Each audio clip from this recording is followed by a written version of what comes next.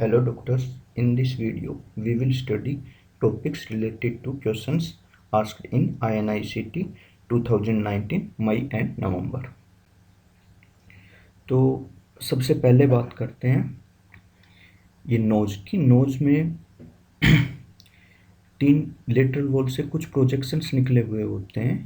उन प्रोजेक्शंस को बोलते हैं टर्बिनेट्स, और वो टर्बिनेट्स जो होते हैं तीन होते हैं: inferior turbinate, middle turbinate and superior turbinate. Inferior turbinate is independent one and it is the largest, and below these turbinates respectively meatus are present like inferior meatus, middle meatus और superior meatus. तो जो middle turbinate जो होता है, middle turbinate divide करता है इनकी blood supply को। Like below the middle turbinate nose is supplied by external carotid artery and above the middle turbinate nose is supplied by internal carotid artery. तो जो major हिस्सा जो है नोज का वो सप्लाई किया जाता है एक्सटर्नल कैरोटिड आर्टरी के थ्रू। एक्सटर्नल कैरोटिड आर्टरी के through 80% of supply of nose is via external carotid artery, while 20% of supply of nose is via internal carotid artery. अच्छा, एक्सटर्नल कैरोटिड आर्टरी जो होती है उसकी कुछ ब्रांचेज होती है जो सप्लाई करती है। जैसे अपने नोज को हाथ लगाओ, नोज को हाथ लगा, कोलुमेला पर हाथ लगाओ, कोलुमेला पर हाथ लगाने के बाद में आप नीचे देखोगे लेबिया, जो सुपीरियर लेबियम का जो एरिया है, सुपीरियर लेबियम का जो एरिया है उस एरिया के पास से एक आर्टरी आती है, उसको बोलते हैं सुपीरियर लेबियल आर्टरी। और फिर जो पैलेट है, जो फ्लोर है नोज की, वो तो क्या है, हार्ड पैलेट, सॉफ्ट पैलेट, और उसके तो हार्ड पैलेट जो है वहाँ से आती है greater palatine artery, soft palate वाले से सॉफ्ट पैलेटाइन आर्टरी। तो ये हो गई आपकी एक्सटर्नल कैरोटिड आर्टरी जो होती है वो सप्लाई कैसे कैसे करती है। अच्छा, जो इंटरनल कैरोटिड आर्टरी है उसकी भी दो ब्रांचेज होती है। उसकी ब्रांचेज क्या होती है, एंटीरियर एथमोइड और पोस्टीरियर एथमोइड। ये दोनों की दोनों आ रही होती है टॉप से, मतलब रूफ वाले रीजन से। रूफ वाले रीजन से जो रूफ होती है नोज की उधर से आ रही होती है, उधर से आ रही होती है। तो आपको जब इमेज दिखाई जाएगी और उस इमेज दिखा करके पूछा जाएगा, कोई भी पूछी जा सकती है, एंटीरियर एथमोइड, पोस्टीरियर एथमोइड, तो आपको टिक कर देना। अगर आगे की तरफ है तो एंटीरियर एथमोइड है, अगर पीछे की तरफ है तो posterior ethmoid. Anterior is anterior ethmoid, posterior is posterior ethmoid. जो superior labial, anterior ethmoid, superior labial, greater palatine, sphenopalatine और एंटीरियर एथमोइड, ये चारों मिलाकर के बना लेती है कि area, little area of nose. ठीक है, याद। ये सेकंड क्वेश्चन, जो ईबीवी जो इन्फेक्शन होती है ये नेजोफेरेंजियल कार्सिनोमा के साथ एसोसिएटेड होती है। ईबीवी इन्फेक्शन कराती है नेजोफेरेंजियल कार्सिनोमा, इसीलिए, और इतना ज़्यादा कराती, इतना ज़्यादा कॉमन है, इसलिए हम जब भी कोई पेशेंट आता है नेजोफेरेंजियल कार्सिनोमा का तो हम उनके अंदर ये सीरोलॉजिकल मार्कर्स कराते हैं, like IgA antibody for viral capsid antigen, IgA antibody for viral early antigen. किसके लिए, ईबीवी वायरस के लिए। तो ईबीवी वायरस से रिलेटेड कोई भी क्वेश्चन आते हैं तो ज़्यादातर सोल्व हो जाएंगे। आप इन वर्ड्स को याद रखना। जैसे हम 12th क्लास में रहते थे तो पढ़ते थे 12th क्लास के अंदर कोटा में जो तैयारी करते थे, like n is equal to weight by molecular weight is equal to molecular weight is equal to volume, that is 22.4 litre is equal to Avogadro number, ये सब करके। ऐसे ही इसके अंदर like CD21 is equal to EBV, Epstein Barr virus is equal to nasopharyngeal carcinoma कराता है, is equal to जो स्वेलिंग इज इक्वल टू जो tumour is equal to central Africa reason is equal to Hodgkin lymphoma is equal to infection mononucleosis. कोई एक चीज़ दी जाएगी और दूसरी चीज़ पूछ ली जाएगी। Like this we can see here, Epstein Barr virus is equal to CD21। क्यों, CD21 रिसेप्टर के थ्रू जाता है अंदर। HHV4 ह्यूमन हेर्पेज वायरस 4 होता है। अफ्रीका रीजन्स की हिस्ट्री दी जाएगी। HIV पॉजिटिव पेशेंट दिया जाएगा usually. It is classically associated with Hodgkin lymphoma, Burkitt lymphoma. Burkitt lymphoma की ट्रांसलोकेशंस पूछी जा सकती है, लाइक 2, 8, 8, 14 और 8, 22। 8 सब में कॉमन रहेगा, आप देख सकते हैं। अच्छा, जो एक्टिव लाइटिक जो लीजन्स, एक्टिव लाइट सेल्स जो होती है, लिम्फोमा की जो सेल्स होती है जो एक्टिव होती है उनको फेगोसाइटोज कर जाता है मैक्रोफेज। अब मैक्रोफेज उनको फेगोसाइटोज कर गया है तो फिर वो जो अंदर जा करके उसके अंदर डेब्रीज की तरह अक्यूमुलेट हो जाती है। अब अक्यूमुलेट होगी, यही होते हैं स्टार्स, और जो बहुत सारे लिम्फोमिक सेल्स जो बची हुई है वो कंस्टिट्यूट करता है sky. It is known as star sky pattern, star sky appearance, जो कि किस में देखने को मिलती है, बर्किट लिम्फोमा में। कोई एक चीज़ दी जाएगी, दूसरी चीज़ पूछ ली जाएगी। EBV is to nasopharyngeal carcinoma, nasopharyngeal carcinoma भी कराता है। अच्छा, एचपीवी इन्फेक्शन जो है ये ओरल कैविटी कैंसर कराती है। HPV infection human papilloma virus जो होता है ये ओरल कैविटी कैंसर कराते हैं। इसके ना टाइप्स पूछ लेते हैं, लाइक 6-11 क्या है, बिनाइन कराता है। मैलिग्नेंसी कौन सा कराता है, 16-18। ठीक है, तो ये जो होते हैं ये एचपीवी के टाइप्स हैं जो बिनाइन या मैलिग्नेंसी कराते हैं। ठीक है, कुछ टाइप्स मैलिग्नेंसी कराते हैं, कुछ टाइप्स बिनाइन लीजन कराते हैं। अच्छा, तो जो अब हमने देख लिया कि एचपीवी भी एसोसिएटेड है इन्फेक्शंस के साथ में, ये कैंसर्स के साथ में एचपीवी की इन्फेक्शन। और बीटल नट भी ओरल कैविटी की कैंसर के साथ में एसोसिएटेड होता है। ठीक है, या फिर आपके गम्स की कैंसर भी करा सकते हैं। इनके बीटल नट्स जो सुपारी वगैरह होती है इनके अंदर कुछ सब्सटेंसेस ऐसे होते हैं जो कि कार्सिनोजेनिक होते हैं। लेकिन विटामिन ए जो डेफिशिएंसी होती है ये एसोसिएटेड नहीं है किसी भी टाइप की कैंसर्स के साथ में। तो बस यही 4 ऑप्शन दिए हुए थे और पूछा गया था कि कौन सा एसोसिएटेड नहीं है किसी कैंसर के साथ में। हम लोग देख चुके हैं, ये था second question.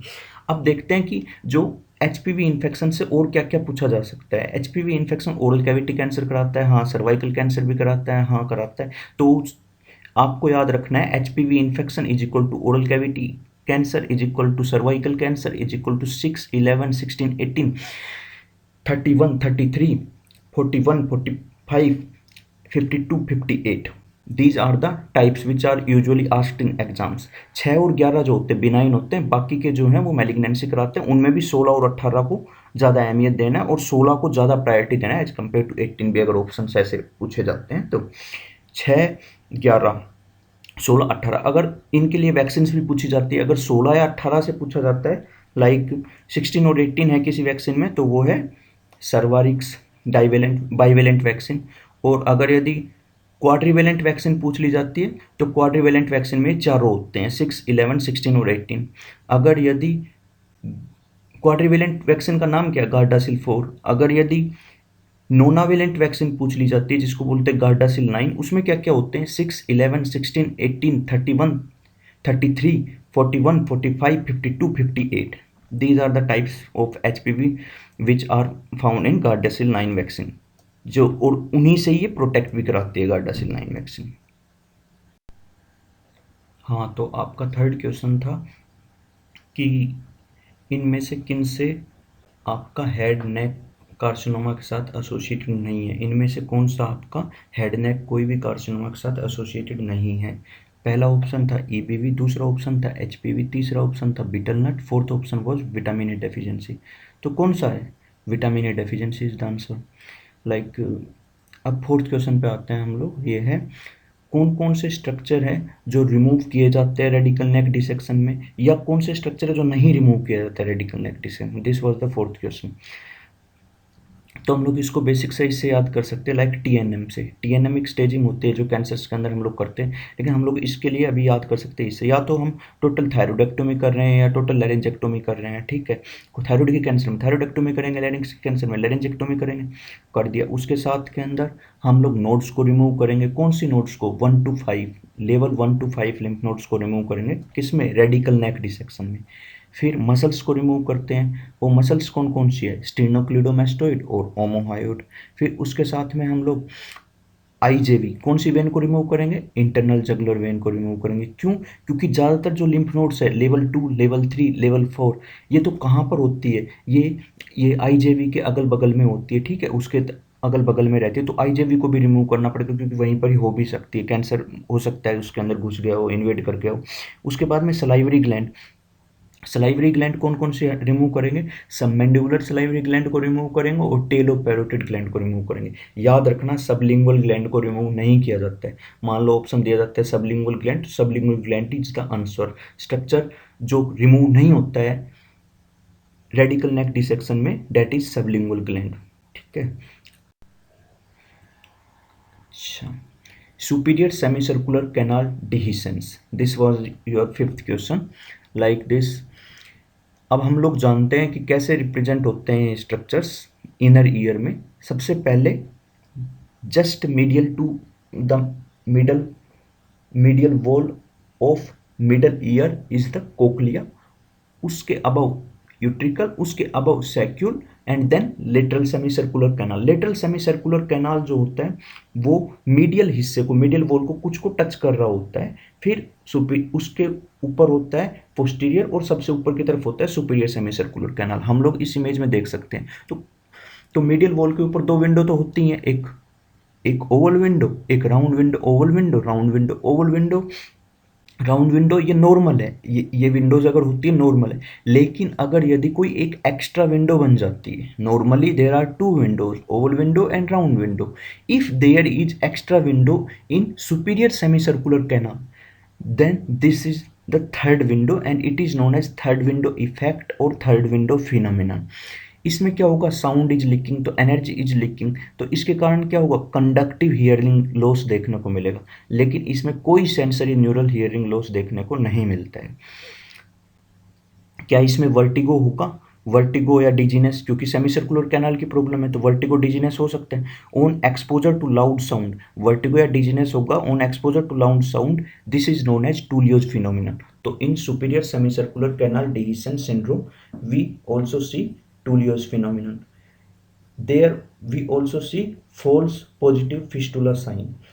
If this hole or this window have been in this lateral semicircular canal, then this is positive fistula sign. But if it is in superior semicircular canal, then it is false positive fistula sign.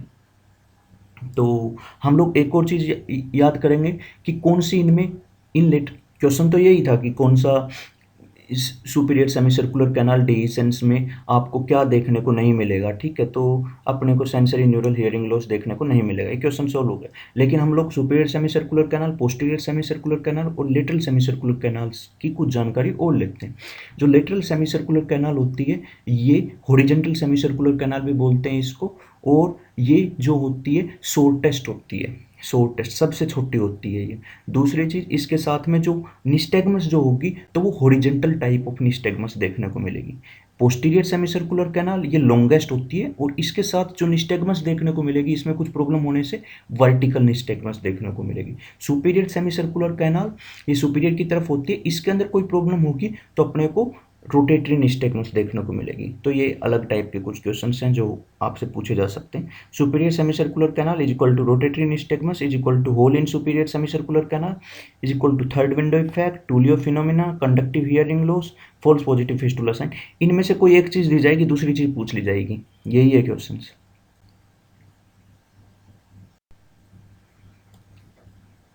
This is the next question. मान लेते हैं कि कोई patient है जिसकी कोई surgery हुई है, some surgery of lateral part of base of skull हो गई सर्जरी। उसके बाद में क्या है, पोस्ट ऑपरेटिवली पेशेंट प्रेजेंट करता है अपने पास में with aspiration plus no voice change. Aspiration हुआ और यही क्वेश्चन पूछा गया था, एस्पिरेशन हुआ है कोई वॉइस चेंज नहीं है 2019 INICET में। तो कौन सी नर्व की इंजरी हुई है, ग्लोसोफेरिंजियल नर्व की इंजरी हुई है मे बी, क्योंकि ऑप्शन में यही था, कुछ और था नहीं, तो यही आंसर सबसे बेस्ट जा सकता है। दूसरा उसके बाद में कि अगर यदि एस्पिरेशन हुआ है और एस्पिरेशन के साथ में वॉइस चेंज हुई है तो हम लोग सोच सकते हैं सुपीरियर लैरिंजियल नर्व की इंजरी हुई है। सुपीरियर लैरिंजियल नर्व की इंजरी के बारे में सोचना है। सुपीरियर लैरिंजियल नर्व की दो ब्रांच होती है, एक एक्सटर्नल लैरिंजियल नर्व, एक इंटरनल लैरिंजियल नर्व। अगर ये ऑप्शन में आ जाए इस तरीके से एक्सटर्नल लैरिंजियल नर्व और इंटरनल लैरिंजियल नर्व, तो फिर सेलेक्ट करना है एक्सटर्नल लैरिंजियल नर्व को। एक्सटर्नल लैरिंजियल नर्व किसको सप्लाई करती है, क्रिकोथायरॉइड को सप्लाई करती है। क्रिकोथायरॉइड क्या होती है, मेन टेंसर होती है, जो वोकल कॉर्ड्स होती हैं उनकी मेन टेंसर होती है। अब टेंस चाहिए होती है हमें वोकल कॉर्ड्स अच्छे से बोलने के लिए, लेकिन अगर इसमें कोई दिक्कत आ गई एक्सटर्नल लैरिंजियल नर्व में तो ये टेंस नहीं रहेगी वोकल कॉर्ड, क्योंकि क्रिकोथायरॉइड की सप्लाई डिस्टर्ब हो गई है, तो जिसके कारण ये टेंस नहीं रहेगी तो अपने को वॉइस में दिक्कत आएगी, poor voice will be seen here. This is aspiration plus voice change, तो superior laryngeal nerve. If it is not, अगर ये भी ऑप्शन में ये भी ऑप्शन, तो इसको सेलेक्ट करेंगे क्योंकि दिस इज मोर स्पेसिफिक। अगर ये दोनों ऑप्शन में this is more specific, external laryngeal nerve is more specific. ठीक है, अब अगर यदि ये पोस्ट ऑपरेटिवली पेशेंट प्रेजेंट करता है और यूजुअली इस टाइप के क्वेश्चन में ना हिस्ट्री जो दी हुई रहेंगी वो थायराइड की कोई सर्जरी हुई है उसकी हिस्ट्री दी हुई रहेगी, और फिर पेशेंट प्रेजेंट कर रहा है ऑब्स्ट्रक्शन या डिस्पनिया के साथ में, तो अपने को सोचना है रिकरेंट लेरेंजियल नर्व की इंजरी के बारे में, ठीक है, रिकरेंट लेरेंजियल नर्व इंजरी। अच्छा, कोई कोई पेशेंट आता है और थायराइड सर्जरी हुई है, उसके बाद में पोस्ट ऑपरेटिवली पेशेंट प्रेजेंट करता है अपने पास में किसके साथ में, पुअर वॉइस या फिर वॉइस ही नहीं है बिल्कुल भी, एफोनिया के साथ में पेशेंट प्रेजेंट करता है अपने को। जब हम देखते हैं एंडोस्कोपी से तो हम लोगों को देखने को मिलता है कि कैडावरिक पोजीशन है वोकल कॉर्ड की, तो आपको सोचना है कैडावरिक पोजीशन दी हुई है क्वेश्चन में वोकल कॉर्ड की, तो आपको सोचना है हाई वेगल इंजरी के बारे में। हाई वेगल इंजरी मतलब superior laryngeal nerve plus recurrent laryngeal nerve, दोनों चली गई, superior laryngeal nerve injury plus recurrent laryngeal nerve injury, high vagal injury that is bilateral और यूनिलेटरल एडेक्टर पाल्सी। इसमें क्या देखने को मिला, एफोनिया, ईयर की लीक की आवाज आएगी बट कोई भी साउंड नहीं निकाल पाएगा पेशेंट, कोई साउंड नहीं निकलेगी, आवाज आएगी बस, ठीक है। तो आपको कैडावरिक पोजीशन, ये जो दोनों लास्ट वाले ऑब्स्ट्रक्शन डिस्पनिया और कैडावरिक पोजीशन, इनमें यूजुअली थायराइड सर्जरी की हिस्ट्री दी जाएगी। हिस्ट्री कोई भी हो सर्जरी की आपको समझ जाना है, अगर ये पॉइंट्स दे रखे हैं, ये बजवर्ड्स अगर आए हुए हैं तो क्या है। आपका INICET का क्वेश्चन जो था वो था aspiration plus no voice change पूछा हुआ था INICET 2019 में।